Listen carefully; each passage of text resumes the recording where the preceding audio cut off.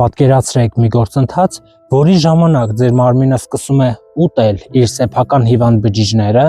իսկ ձեր ուղեղը միանում է մի հաճախականության, որը հասանելի է միայն հանճարներին ու մարգարեներին։ Սա գիտական ֆանտաստիկա չէ, սա մեծ պահքի իրական ուժն է։ Գիտեիք, որ հին Եգիպտոսում և Հունաստանում ոչ մի աշակերտ չէր կարող մուտք գործել գաղտնի գիտելիքների դպրոց, եթե չանցներ 40-օրյա խստագույն պահք։ Մեծ ըմպյութագորածն ասում էր. «Ես չեմ կարող քեզ գիտելիք տալ, եթե դու նույնը մնաս։ Դու պետք է վերածնվես»։ Այսօր մենք կբացահայտենք, թե ինչու է աշխարհի բոլոր հզորագույն մշակույթներում 40 թիվը համարվում տրանսֆորմացիայի կետը։ Պահքը միայն քրիստոնեական չէ։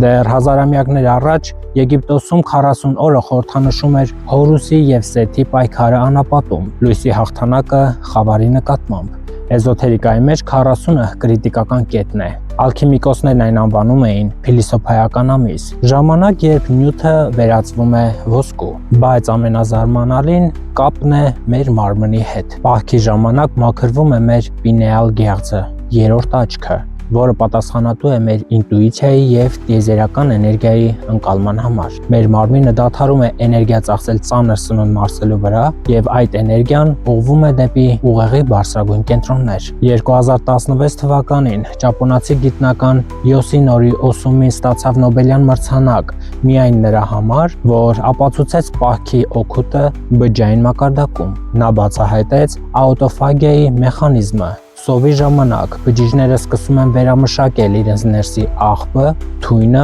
և հիվանդության օջախները։ Ավելին, պահքի ժամանակ ուղեղում արտադրվում է հատուկ սպիտակուց, որը բառացիորեն պարտանյութ է նյարդային բջիջների համար։ Մենք սկսում ենք ավելի պարզ մտածել, ավելի լավ հիշել և դառնում ենք ավելի ստեղծագործ։ Սա հոգևոր վերածննդի կենսաբանական հիմքն է։ Մեր պապերը գիտեին այս գաղտնիքները։ Հայկական ավանդույթում մեծ պահքը ուներ իր ուղեկիցները։ Օրինակ, Ակլատիզը, 7 փետուրներով տիկնիկը, որը երեխաներին սովորեցնում էր ժամանակի և զսպվածության արժեքը։ Մեծ պահքը պատիժ չէ,